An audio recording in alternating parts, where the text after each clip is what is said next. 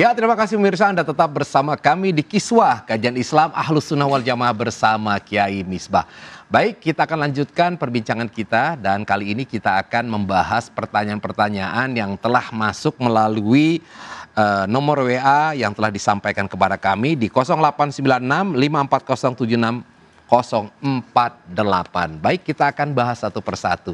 Yang pertama kita akan sampaikan ini pertanyaan untuk Ibu Hajah Siti Azizah Ma'ruf Amin, Bunda.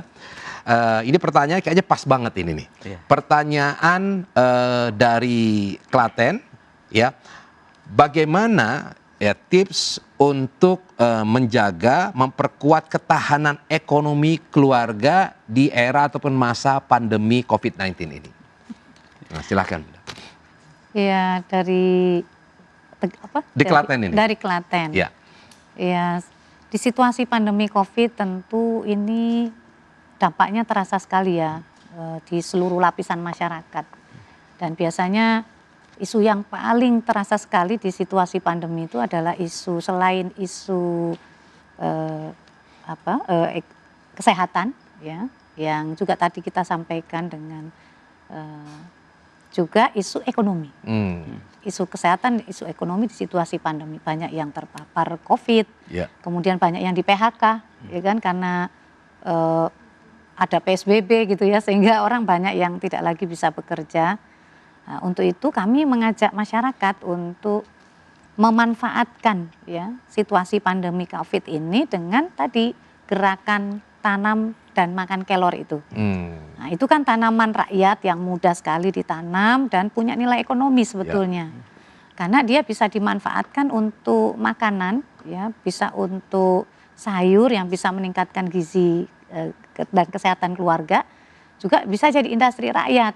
Gitu. Seperti bisa dibuat teh. Nah, dibuat teh yang kemudian dimanfaatkan oleh masyarakat, dijual menjadi satu produk. Terus dibuatkan kuliner-kuliner yang itu kemudian bisa jadi UMKM yang basisnya di rumah. Itu jadi, bisa ya memang diproduksi di home industry rumahan home industry, ya? Seperti yang kita lakukan dengan UMKM yang ada di Tangsel. Kita dorong mereka untuk mengembangkan kuliner atau snack-snack yang bahannya dari kelor, ya, dan itu dijual di rumah dengan cara online atau mereka ada outlet-outlet yang biasa di bazar-bazar kecil itu ya. Mereka buat itu produk yang unik ya, punya kekhasan, jadi punya nilai jual itu ya, karena agak berbeda, seperti dibuat sagon kelor, dibuat cookies kelor, bahkan yang kelasnya agak kelas internasional, granola itu. Granola yang kacangnya diimport itu jadi granola kelor. Nah, itu menjadi satu produk yang menarik di Kota Tangerang Selatan. Dan semuanya itu bisa diproduksi ya? Bisa diproduksi oleh masyarakat. Teh, kemudian juga tadi cookies, cake ya. Puding kelor. Masya Allah. Minuman kelor ya.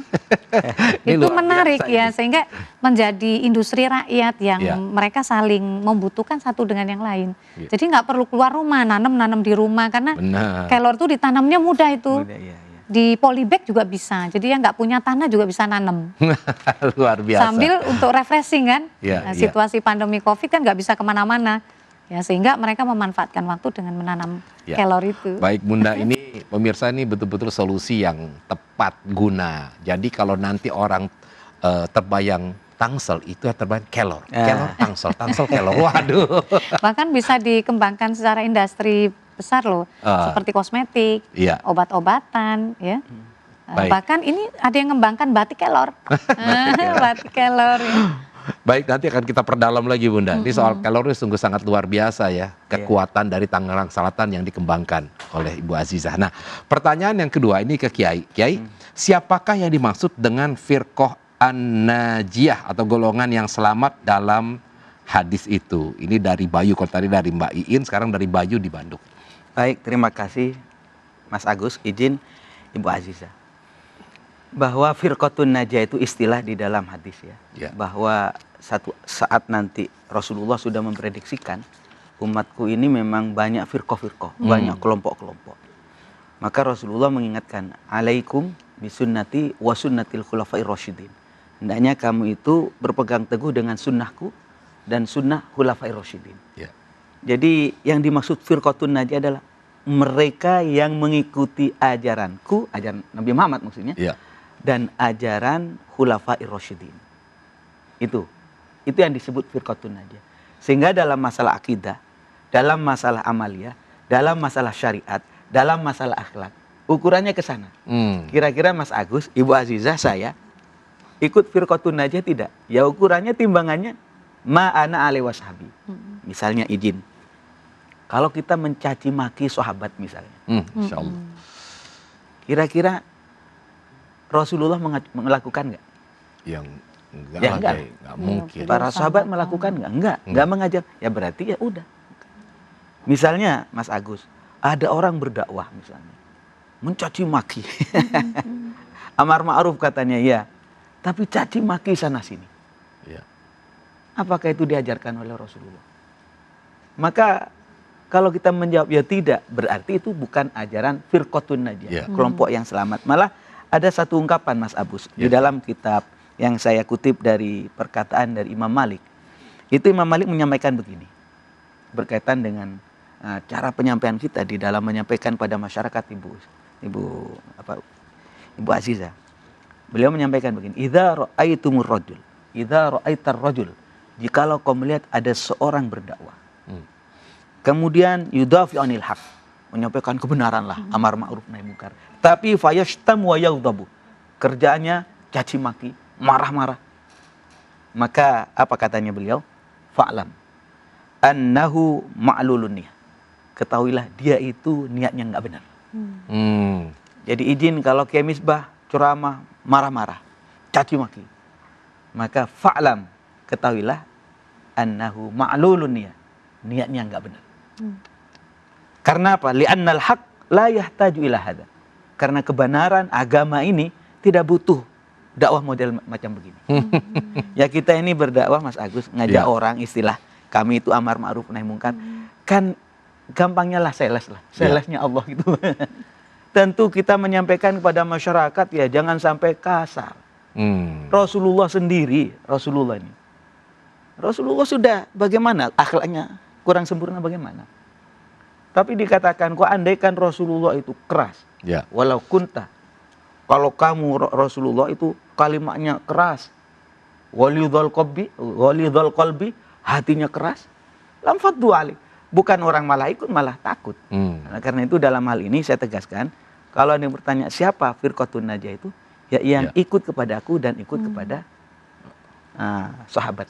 Dan ini sekarang sudah diterjemahkan ya ikut kepada ulama. Baik, Kiai. Itu Mas Agus. Ini masih ada amalan satu, Kiai. Ini masih ada waktu sedikit. Amalan kita hari ini adalah zikir yang paling utama. Silakan, ya. Terima kasih Bu Azizah. Ini saya selalu dalam acara memberi amalan-amalan khusus. Biasanya di kalangan Nahdlatul Ulama yang ngasih amalan itu sudah biasa. Tapi untuk masyarakat umum saya buka bahwa zikir yang paling utama tentu ada. Afdhalu dzikri, zikir yang paling utama la ilaha illallah. Kalimat la ilaha illallah. Itu yang paling penting. Tapi zikir itu macam-macam bunyi. Ada zikir itu disesuaikan. Karena di dalam sebuah kitab misalnya disebutkan tanawwu'at adnasul a'mal. Jenis amal ibadah atau amalan itu Mas Agus macam-macam. Mas Agus biasanya zikiran apa sampean? Ya yang biasa, Kiai. Yasin. Ya, setiap malam Jumat. Setiap malam Jumat. Mungkin Ibu Azizah punya. Saya kira tokoh-tokoh itu punya. Kok beda? Saya ini istiqomah dengan surat Tabarok atau surat Muluk. Memang tanawwu'at, Allah itu mengasih waridat minallah, bisikan dari Allah itu beda-beda. Tapi tujuannya satu, zikir ingat kepada Allah. Karena memang seperti tadi, kalau di Tangsel istilahnya ya, Tangerang Selatan. Tadi mengangkat tema kelor. Memang kelor itu bagi kita masyarakat Indonesia yang pas ke badan ya bahan-bahan seperti itu. Nah, kalau orang Arab mungkin ya alaminya mungkin biji dari kurma atau biji-bijian Arab ya. Tapi kalau di Indonesia biji-bijinya padi ya, kelor itu yang paling termasuk juga zikir Mas Agus. Hati-hati disesuaikan. Jadi kalau zikir yang paling utama tentu la ilaha illallah, siapapun bisa berzikir itu. Itu Mas Agus. Baik pemirsa, ya Alhamdulillah. kita harus jeda dulu dan jangan kemana-mana karena setelah ini nanti di segmen terakhir kita akan bersama-sama mengikuti zikir gerak batin bersama dengan Kiai kita.